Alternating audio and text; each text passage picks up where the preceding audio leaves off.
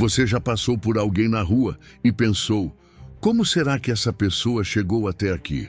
Ele estava sempre lá, sentado na calçada de uma avenida movimentada, cercado por barulho de buzinas, passos apressados e olhares que desviavam. Falava sozinho, mas o que chamava a atenção era como falava, ora em português, ora em inglês. Às vezes francês, outras espanhol. Alguns riam, achando que era loucura. Outros apenas aceleravam o passo, com medo, mas ninguém parava para ouvir. Ninguém queria saber quem era aquele homem que falava com o vento em 3 idiomas. Até que um dia, alguém se aproximou. E o que essa pessoa descobriu mudaria completamente a forma como a cidade via aquele morador de rua. Antes de continuar, inscreva-se no canal Histórias de Vida e me diga de qual cidade você está assistindo. Quem sabe a próxima história não vem daí. O nome dele era Augusto Ribeiro, ou pelo menos já foi. Hoje na rua poucos sabiam seu nome. Chamavam apenas de professor, porque às vezes, entre um gole de café frio e outro, ele recitava frases que pareciam saídas de livros. Le monde est cruel. Mais l'homme peut être pire, dizia. O mundo é cruel, mas o homem pode ser pior. Ninguém sabia que aquele homem um dia teve tudo. Um diploma, uma família e uma carreira internacional. Mas bastou uma sequência de golpes, tragédias e um erro de confiança para ele perder tudo, até a própria voz, que agora ecoava nas esquinas, até o dia em que Marina, uma jovem jornalista, decidiu parar e perguntar: quem é você, professor? Foi ali que começou uma das histórias mais emocionantes que essa cidade já viu. Nos primeiros dias, Marina apenas o observava de longe. Trabalhava como repórter estagiária em um jornal local e passava pela mesma avenida todos os dias. Enquanto os outros desviavam o olhar, ela diminuía o passo. Algo naquele homem a intrigava. Ele não pedia dinheiro, não ameaçava ninguém. Não se encaixava nos estereótipos que as pessoas faziam de um morador de rua. Parecia alguém deslocado do próprio tempo. Certa tarde, ela criou coragem e se aproximou. Oi, tudo bem? Posso sentar um pouco? Ele não respondeu. Continuou olhando para o nada, murmurando algo em francês. Marina insistiu. Você fala outras línguas, né? Ele virou o rosto devagar e respondeu num inglês impecável. Languages are memories. When you forget your life, you keep your words. Línguas são memórias. Quando você esquece sua vida, guarda as palavras. Aquela frase arrepiou Marina. Você estudou fora? Perguntou. Mas ele já havia voltado ao silêncio. Nos dias seguintes, Marina voltou. Levava café, pão e um sorriso. Aos poucos, ele começou a aceitá-la por perto. Aprendeu que o nome dele era Augusto e que, em algum momento do passado, havia sido professor universitário. Ensinava literatura comparada. Falava 5 idiomas e já tinha dado palestras em congressos internacionais. E o que aconteceu? Ela perguntou uma tarde. Ele ficou em silêncio por longos segundos. Depois respondeu em voz baixa. Confiei nas pessoas erradas. E um dia o mundo me esqueceu. Mas nem todos estavam felizes com a presença de Marina. Alguns comerciantes começaram a reclamar. Vai se meter com esse louco? Ele devia ser internado. Tem tanta gente precisando e você gasta tempo com um vagabundo. Ela ignorava. Algo dentro dela dizia que aquele homem não era o que aparentava. E ela estava certa, porque numa tarde chuvosa, enquanto Augusto tremia de frio, ele deixou cair uma velha pasta plástica. Dentro havia documentos manchados, recortes de jornais estrangeiros e um crachá antigo com o nome Professor Augusto Ribeiro, Universidade de Lyon. Era ali que a verdade começava a ressurgir. Marina passou a noite em claro, olhando aquele crachá antigo. Universidade de Lyon, lia em voz alta. Digitou o nome dele no computador, Professor Augusto Ribeiro, e o que encontrou fez seu coração acelerar. Matérias antigas, citações em artigos acadêmicos, palestras em conferências internacionais.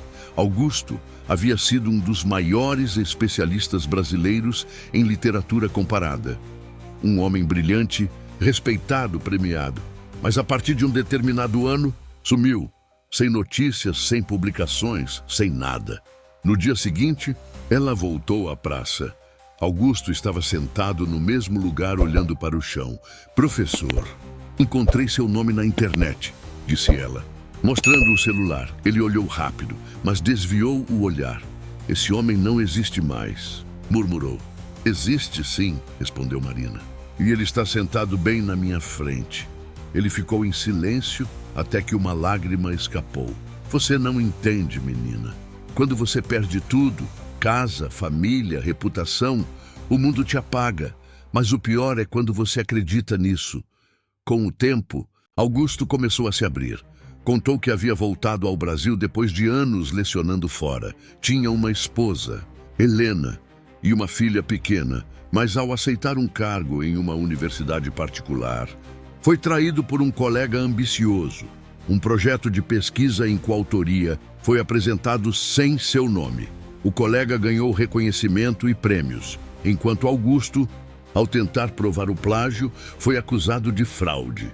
A universidade o afastou, perdeu o emprego, os amigos, e pouco tempo depois, a esposa adoeceu e morreu. Sem apoio, sem família, sem chão, ele se perdeu. Quando você cai, as pessoas olham para baixo, mas não para te ajudar, olham para confirmar que foi você quem tropeçou.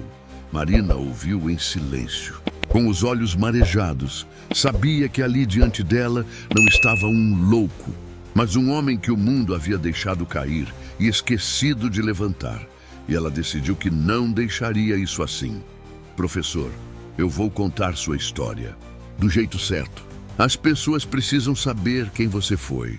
Augusto sorriu pela primeira vez, um sorriso tímido, quase infantil. E se ninguém acreditar? Perguntou. Então a gente faz o mundo acreditar, respondeu ela. Nos dias seguintes, Marina transformou sua curiosidade em missão. Passou horas em bibliotecas, arquivos e fóruns antigos da internet. Encontrou artigos assinados por Augusto, citações em livros e até menções em revistas acadêmicas estrangeiras. Tudo comprovava, ele havia sido um dos maiores nomes de sua área. Com cada descoberta, o espanto crescia. Como alguém tão brilhante havia sido engolido pelo esquecimento? A resposta era dura. Ninguém quis ver. Ela tentou contato com a antiga universidade onde ele trabalhara, mas ao ouvir o nome Augusto Ribeiro, a secretária suspirou e respondeu com desdém. Ah, esse caso... Melhor deixar para lá, moça. Deu problema na época. Ele se perdeu. Marina insistiu. Se perdeu ou foi abandonado? A mulher desviou o olhar e desligou. A repórter em formação começou a juntar tudo em um pequeno dossiê. Queria provar que Augusto havia sido vítima de plágio e difamação. Mas enquanto se aprofundava, o preconceito se fazia ouvir nas ruas. Um guarda a advertiu. Você devia parar de dar atenção para esse tipo de gente. Vão te meter em confusão. Um colega de redação ironizou. Vai escrever matéria sobre mendigo agora? Isso não dá clique. Marina não respondeu. Voltou à praça, sentou-se ao lado de Augusto e entregou um pão quente. Professor, encontrei provas. Seu nome aparece em um artigo que seu ex-colega assinou sozinho. Ele olhou com as mãos tremendo. Eu sabia. Mas quando tentei falar, disseram que eu era instável, que tinha surtado. Não, professor. O que você teve foi coragem e o preço foi alto demais. Marina decidiu agir. Gravou uma entrevista com ele, não para expor sua dor, mas para mostrar o que o sistema havia feito. Nada de sensacionalismo, só verdade. Mas antes de publicar, quis fazer uma última coisa, mostrar a história para o próprio traidor.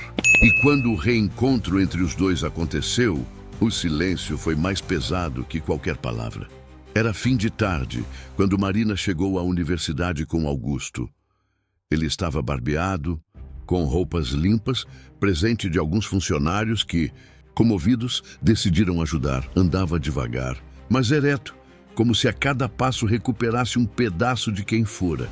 O reencontro aconteceu no auditório, onde o tal ex-colega, Dr. Sérgio Matos, participava de um seminário sobre ética acadêmica.